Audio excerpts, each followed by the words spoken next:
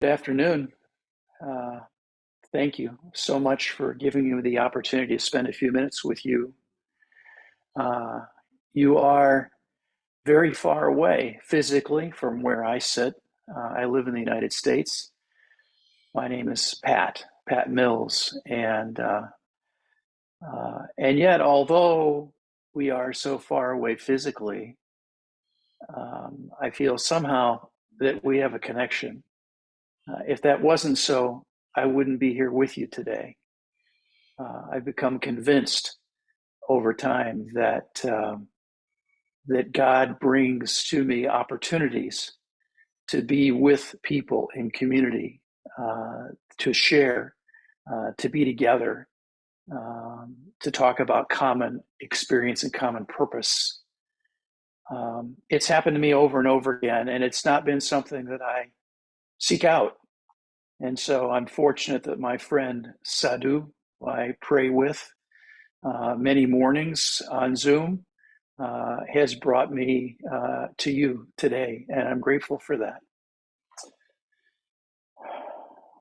I'm supposed to share something with you about my experience of God and how God has touched me, or how God has expressed God's self to me, drawn me to himself or herself. Um, and so I'm going to try to do that. I do come from a religious experience. Um, I was raised as a Christian in the Roman Catholic tradition. That was a gift that my parents gave me. And if there's one, I think one thing that's kind of common, I think, throughout my spiritual experience, it's that it has been gift. And sometimes the gifts have been uncomfortable at first, and then the fruit from them became known.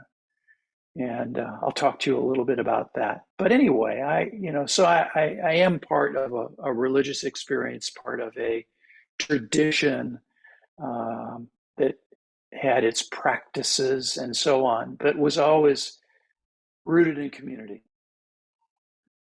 Um, I would say that my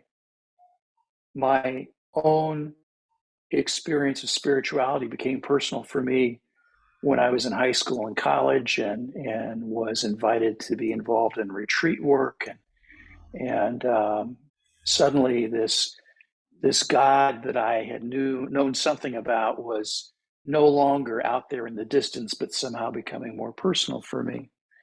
But I'm going to fast forward quickly, I think, and get more to my adult life, because I want to share some experiences with you about how, for me, great spiritual growth and the expansion of my understanding has really come from difficulties in life.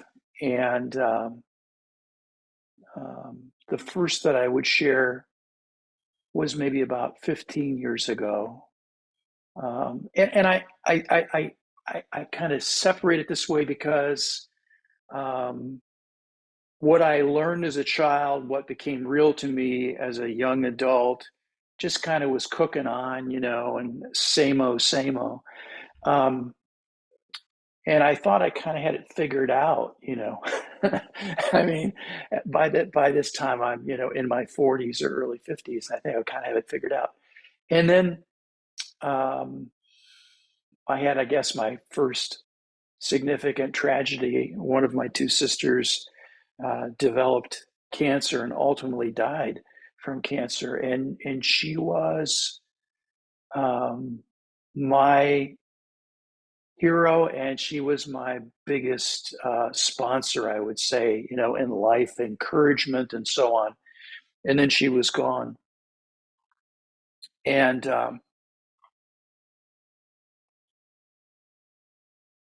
I was. It was the second anniversary of her death, and I decided to take that day off from work and spend time with my mother, who was aging and lived in town in a nursing home, and in prayer. And there is a a religious community here in my town. Also, they have a university, It's in the Franciscan tradition, Francis of Assisi, and they have a wonderful chapel there that I'd always kind of liked for quiet time. And I went there to pray in solitude and silence. And afterwards, just had this sense that I needed to have a conversation with somebody about desires for more in my spirituality, for more in my community, a closer relationship with my God, and so on. And I ended up going and looking for someone to talk to. I walked into this building of this community, this Franciscan community, and sat down in this chair, and there was a um, um, um,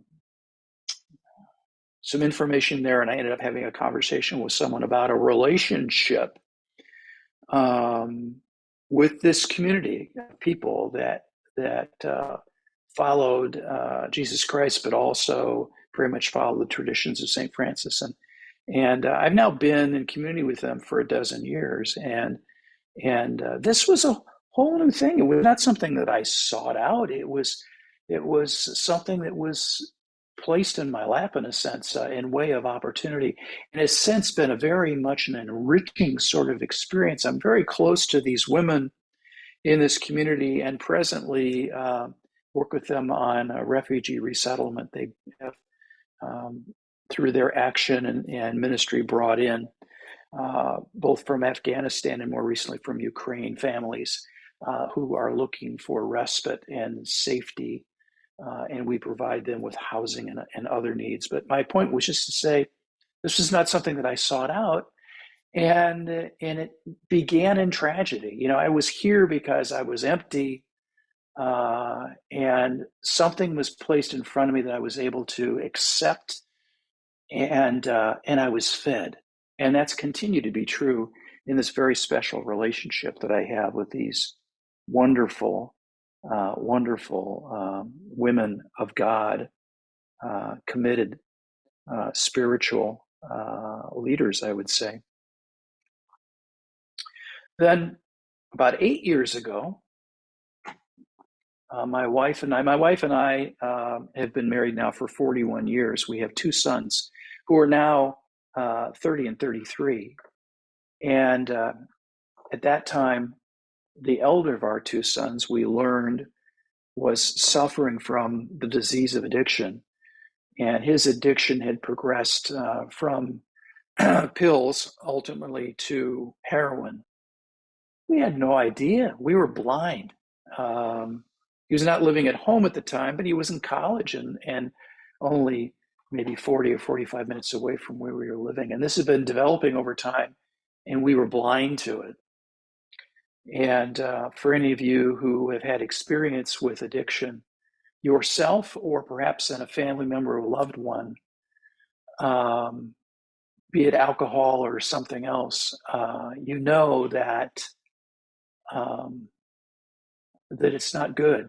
You know that that person is very ill. You know that that person, in the absence of some change, is leading toward or already in great suffering and pain, is losing important aspects of their life, and is really heading towards death, either death of the life that might have been or physical death.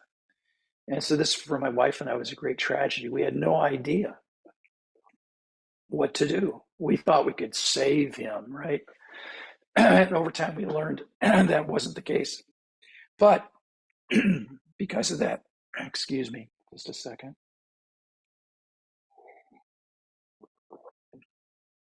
Because of that, we discovered a 12-step program for us. Our program is called Nar-Anon. It's like Al-Anon, if you're familiar with that, but it's a program for family members, friends of people who suffer from addiction. And how do we learn what we can do for them, which isn't much. We can love them. Um, but more importantly, we have a program ourselves. How do I stay well in the absence of their recovery because they may never recover. How do I find a path forward? And it's a spiritual program. It's a spiritual program, which emphasizes spirituality versus religion or any particular affiliation. And we come together and share of our experience, strength, and hope, as they say. And this became for me new community.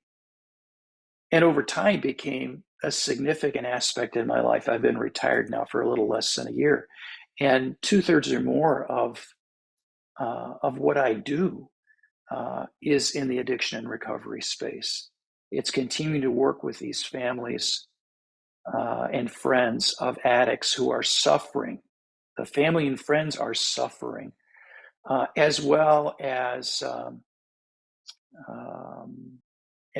working with addicts. I work with a not-for-profit in our area that provides 12-step recovery in a residential setting to young men who are suffering from alcoholism and addiction.